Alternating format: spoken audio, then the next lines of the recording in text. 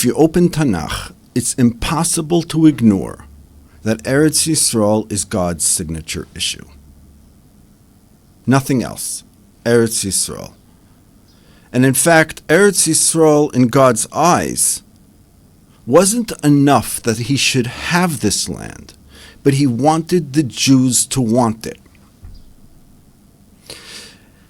And all the stories leading up to the moment on Tisha B'Av were not just the spies said that they didn't want to go up, but all the men cried and said, we don't want to go. And it didn't start there. And the question is, why didn't they want to go? Hashem just took them out of Mitzrayim. For 10 months they saw the plagues. He crossed the sea. They received the Torah at Har Sinai. Yes, they failed with the golden calf. Okay. But he's taking you to the promised land. Why don't you want to go? And that seems to be this total misunderstanding that's happening between God, Moshe, and Bnei Yisrael. And that's what we're going to talk about in this video. Why didn't the Jews want to go to Eretz Yisrael?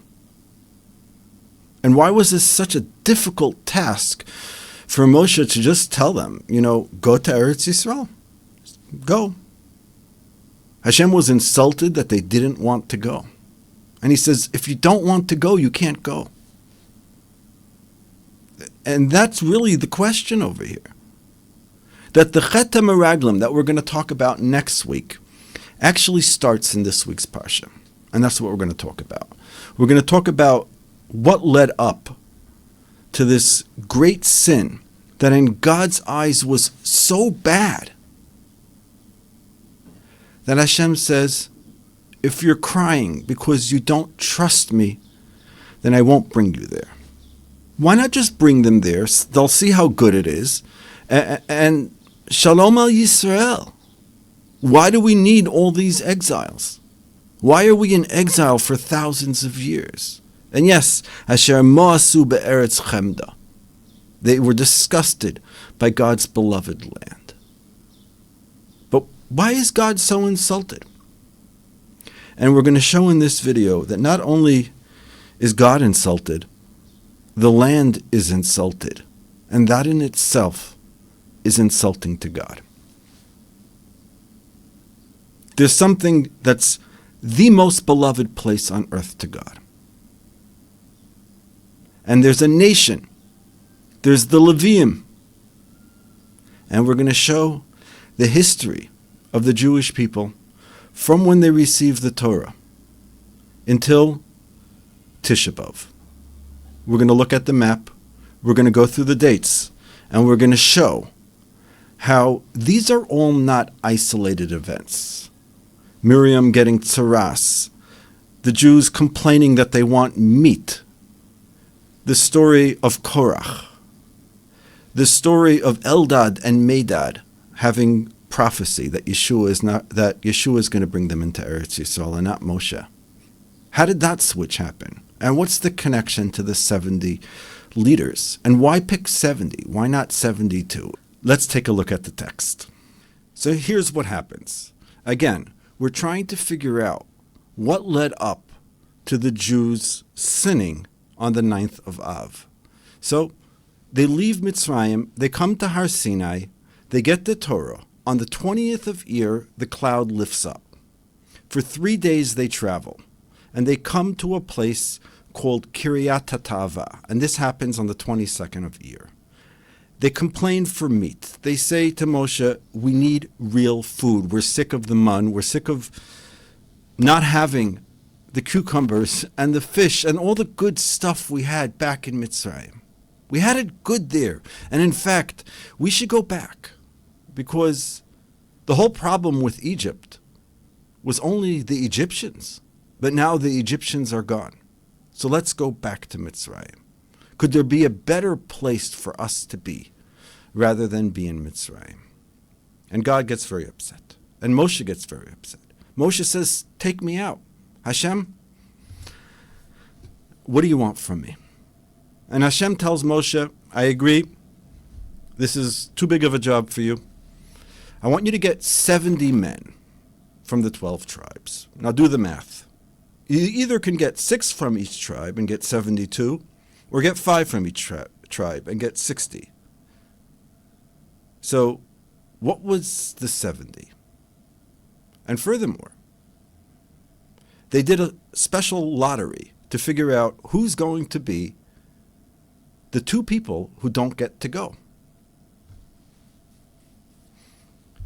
And Eldad and Medad don't pick the lottery. They stay home and they have a prophecy. And that prophecy, Gershon, Moshe's son, comes running to Moshe and say, guess what? Eldad and Medad are having prophecy. And Moshe said, Halavai, I wish all the Jewish people should be prophets like me. But what was their prophecy that happened on the 22nd of Iyar? What was the prophecy? The prophecy was that Moshe mes v'Yeshua nichnas, that Moshe will not come into Eretz Yisrael, that the Jewish people who are there, who left Mitzrayim, will not enter Eretz Yisrael.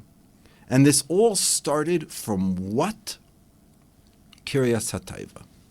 They were lusting for lust. So we need to understand what that means. Before we get to that understanding, explaining what that actually means, what they were really wanting, we'll continue on our journey. For 30 days, they eat meat non-stop until it comes out of their nostrils, exactly the way God said. And this is kind of like a punishment. You want meat? I'm going to give you meat for 30 days until you're sick of meat. And then on the 30th day, on the 22nd of Sivan, becomes a very, very important day. Because 7 days later, on the 29th of Sivan, they send out the spies. 40 days afterwards, on Tisha B'Av, they come back. So we're getting ahead of ourselves. Number one, they leave Kiryat HaTaiva, they leave the place where they lusted for meat, and they come to a place called Chatzerot. Okay, so on the 22nd of Sivan, Miriam gets tsaras. She spoke improperly about Moshe, and until the 29th of Sivan, the entire encampment did not move, out of respect for Miriam. They said, we're going to wait for Miriam to become pure again. On the 29th of Sivan, they go to Midbar Paran. And on that day, they send out the spies. And Korach, even though it's not mentioned in this week's portion of Bahaloscha, Korach actually happened between the 22nd and the 29th of Sivan. So we have a series of events. The Jews complain for meat. Miriam gets tsaras. Korach fights Moshe. And then they send out the spies. What if I were to tell you that God knew that the Jews would send the spies and fail on Tisha B'Av? He knew it. It was a given from the very beginning. And I'll explain why. And here comes the switch. The Zohar, when describing the book of Numbers, the book of Bamidbar, that literally means the desert, he describes it as separating Ben Chaylin Da'iraisa L'Chaylin Mashkana. The soldiers who received the Torah, who witnessed the miracle of the Exodus, and those who enter the land. You see, Yeshua was the one who brought the Jews into Eretz Yisrael. And the difference between Moshe and Yeshua is the difference of day and night. In fact, more than that, when it says, Vayavdel Elokim ben or u'lechoshech, the Zohar says, Da Eretz Yisrael. That's Eretz Yisrael, is Eretz HaChoshech. Eretz Yisrael is the place of darkness. It's Eretz Canaan. So now let's try to unpack this. How did Moshe Rabbeinu, how did HaKadosh Baruch Hu know? And how did Eldad and Medad, when they gave their prophecy, how did they know that Moshe can't take the Jews into Eretz Yisrael? How? How did he know that? The answer, my friends, is very, very simple and very obvious. Because Eretz Yisrael is a gift. And the gift of Eretz Yisrael, believe it or not, is all in the head. Yes, it's a physical place. Yes, we have to work the land. But it's a decision that we have to make. It's impossible to recover what was lost. Yitzchak, his holy mitzvah was never to leave the land. And Yaakov, of course, ended up leaving, but his bones came back. When we look in the context of Eretz Yisrael, when we say the Mishkan brings back the cloud of glory, that was the cloud of glory, the Ramban says in the Akdama Teshmais, that was the cloud of glory that hung over the tent of Sarah. And in the Beis HaMikdash, when we had the Lechem Apanim that lasted from week to week, that was the Challah of Sarah. And when we have the Ner Hamaravi, the light, that light was the light in the tent of Sarah. So when we're going back to the land, we're not going to a promised land. We're going back to the beginning of creation. In fact, the Navi says that when Bnei Yisrael will come back to Eretz Yisrael, we will no longer say Zechel Yetzias Mitzrayim, because this event will supersede that. This is more important. This is the most important event that happens. So, now let's try to unpack this. Bnei Yisrael, the soldiers who witnessed Har Sinai, were given something for free. Anytime you get something for free, it can't be valued. You can't be taught a lesson. You need to learn a lesson. The journey in Mitzrayim taught them one lesson. The journey of redemption, then Moshe, the Mashiach of Klal Yisrael, came and took them out of Mitzrayim. Some people might be uncomfortable with me using that word, but it's important to mention. Ki me'etzetzcha me'eretz Mitzrayim erenu neflois. Just like Mitzrayim will be the final Geula. Mashiach will be a political genius who's shomer Torah mitzvahs and learns and studies it day and night, like the Rambam says. But when Eldad and Medad, their nevuah was that Bnei Yisrael, what did they mean when they said they wanted hisavu tava? They wanted to have a lust for a lust. Sfas Emes says they wanted something that only they had a hole in their heart, a spiritual hole that could only be filled by God. They had a God-shaped hole in their heart. The soul's yearning for HaKadosh Baruch Hu. But so long as they were willing to replace it and go back to Mitzrayim and say, let's have more distractions. Let's distract ourselves. Let's occupy ourselves with pleasure. So we don't need to enter the land which requires work. And in fact, Yeshua, the one who brought Klal Yisrael into Eretz Yisrael, his work was to actually fight. Yes, they came to Yericho, and Yeshua actually thought they're going to have to fight. But they said Aleinu 7 times, and they circled, and they fell, and the walls fell. But afterwards, it was just fighting in battles. It was battle after battle after battle. Read Sefer Yeshua. And it's important to understand this, because the reason why Hashem was so hurt when Klal Yisrael didn't want them to come to Eretz Yisrael was because Klal Yisrael didn't understand what Eretz Yisrael was. And the question is, so why don't you just tell them what Eretz Yisrael is? And the answer is that's the whole point. The whole point of Eretz Yisrael is that you should want it. And if you don't want it, you don't get it. Not because that's a punishment, because it could only be gotten when you want it. When you truly want Eretz Yisrael, you can get it. It's impossible.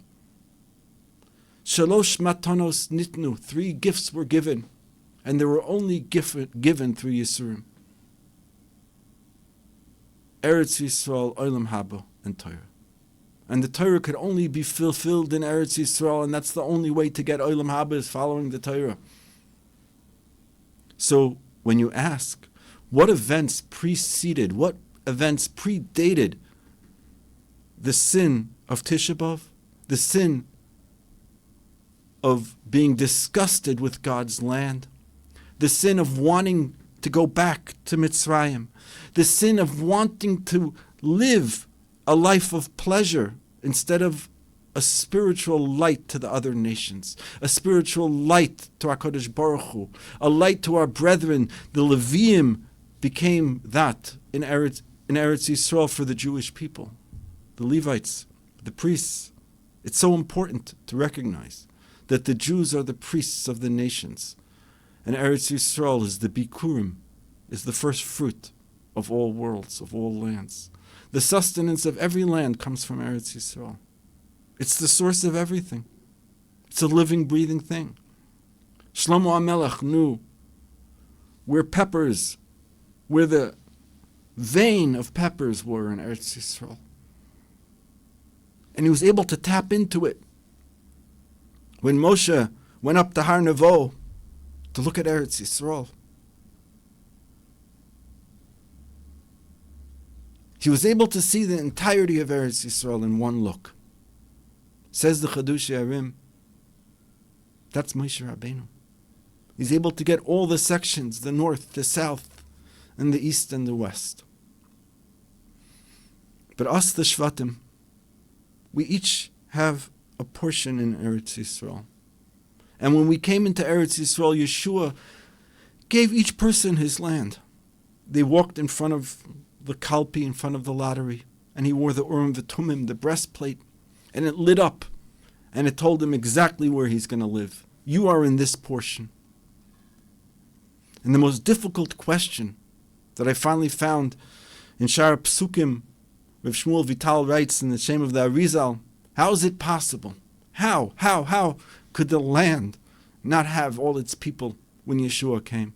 How could Bnei Gad and Bnei Ruvain and Chetzi Shevet Menashe, the tribe of Ruvain, and the tribe of Gad, and half of Menashe, how could they be outside of the land? Not for them, for the land. The land needs its people. It needs to be filled up. The land itself is crying.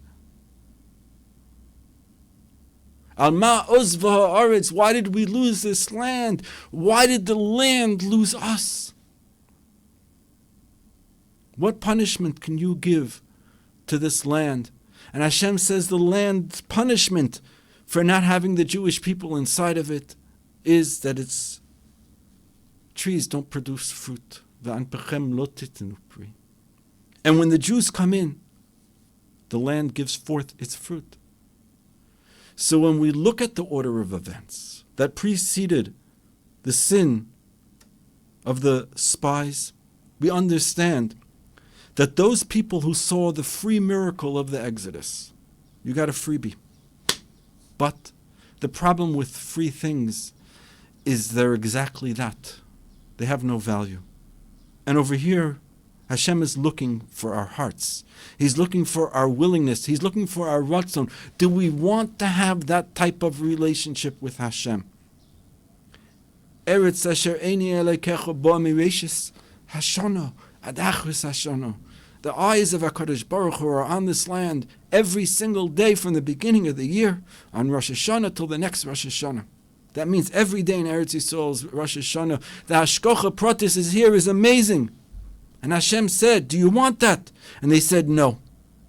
We'd rather go back to the comfort of Mitzrayim. And that's why Eldad Umeidad knew it. And that's why the Torah left out Korach. Because Korach fighting with Moshe, it's an important topic. But we're going to forget that topic. We're not going to put it in this week's Parsha. And we're instead, Lama Nismacha Parshas Meraglim, the Parshas Miriam. Rashi says in Parshas Shlach, to teach us that you can't speak badly about Eretz Yisrael. And this is the biggest mistake that people make. Speaking badly about Eretz Yisrael, you think that's just Lashon Hara? It's actually a code word.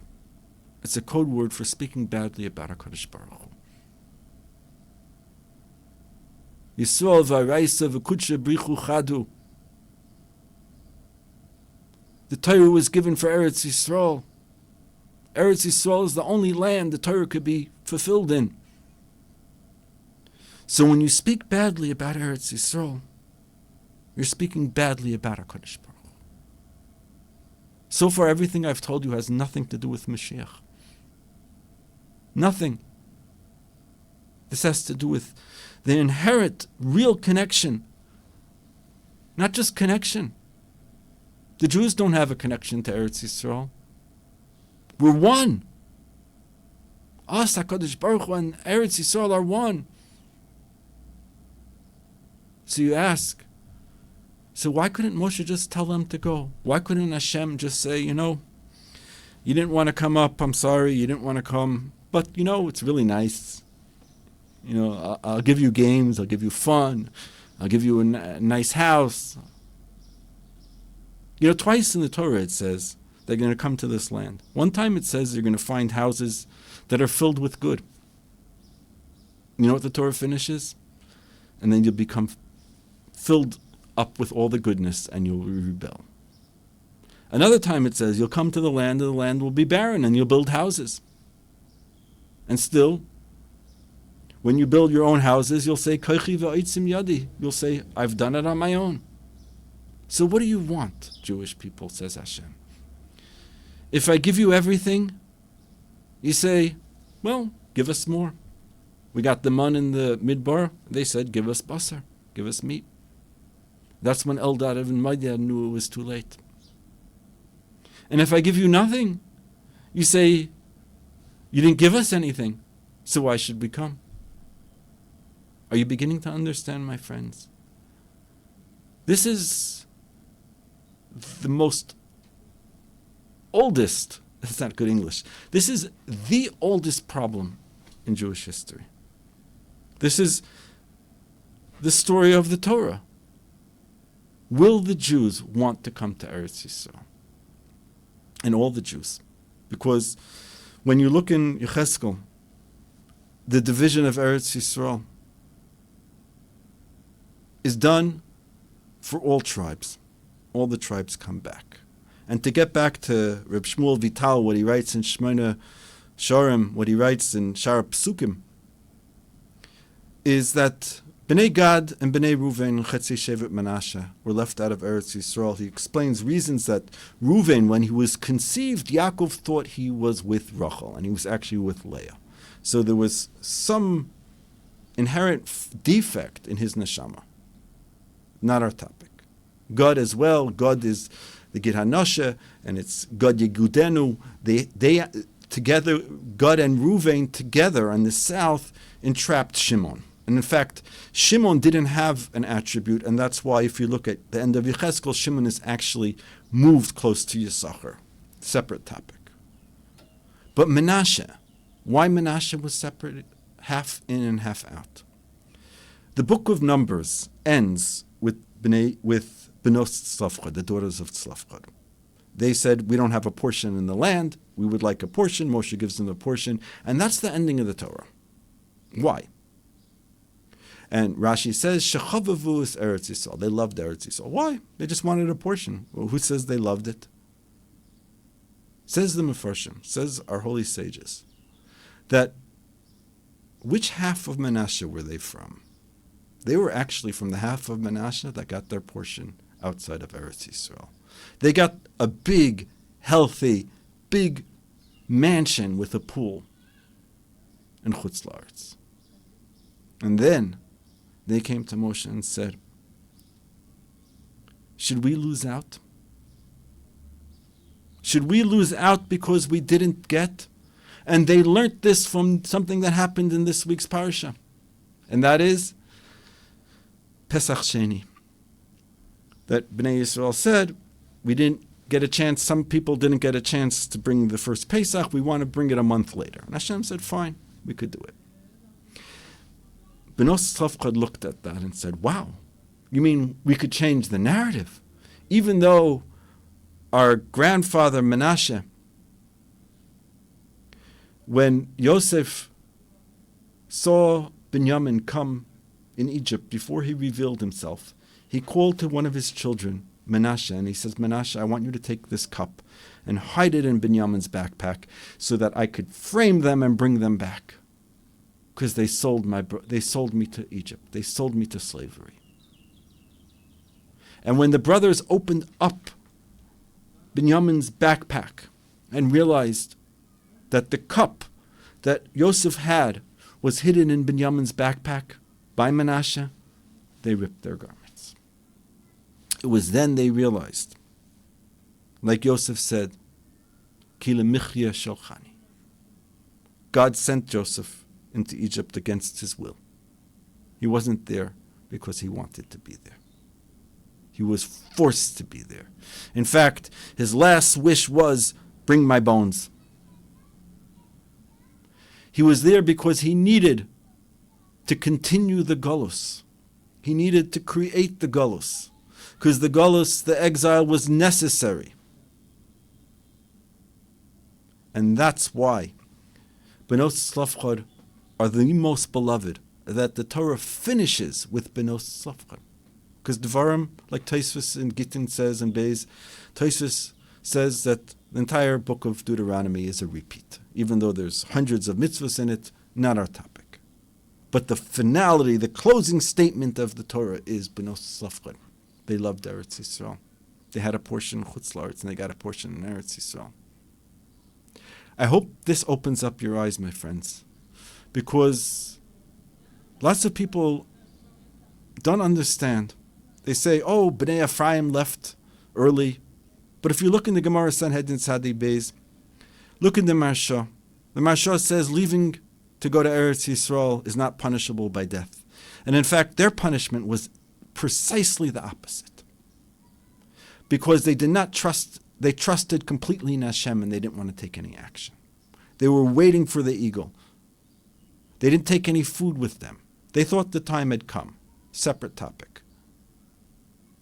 But they went and took some property from people that they shouldn't have taken a property from. Take a look in the Marsha. And in fact, Rabbi Yehuda ben Beseira says that when Yecheskel in Ezekiel 37, when he resurrected the dead, the valley of dry bones, he took and he resurrected Bnei Ephraim. And they came to Eretz Yisrael. And Rabbi Yehuda ben Beseira says, these are the tefillin of my grandfather who was resurrected by Yecheskel. And you ask, so why were they punished? They weren't punished. They came to Eretz Yisrael. They had Tchias HaMesim and they're living in Eretz Yisrael. They made it here. All Hashem wants is us to come. In fact, this proves the opposite. It proves that despite them trying to come to Eretz Yisrael, and they broke a shavua that Avram Avinu had, that they're not going to take land before the time, and that's why they were killed. And they were killed because they did not take food with them. They relied that Hashem would give them food, and they took the food from the people. Take a look in the Marsha. But Hashem resurrected them and brought them to Eretz Yisrael. And because of that, we have Rabbi Yehuda ben Beseira. So next time you think that Hashem doesn't want you to come, think about the Meraglim. For them, just the Jewish people sinned for just not wanting to come. Thank you for watching. Shavua Tov, Good Shabbos, Yasher Koach for watching. If you have any comments, if you have any questions, I'll try to leave a link maybe to some of my writings in Hebrew. I'm not sure if this is something that you would like. Please let me know, and I'll try to see if I have time. I can give all the sources. Yasher Koach. Good Shabbos.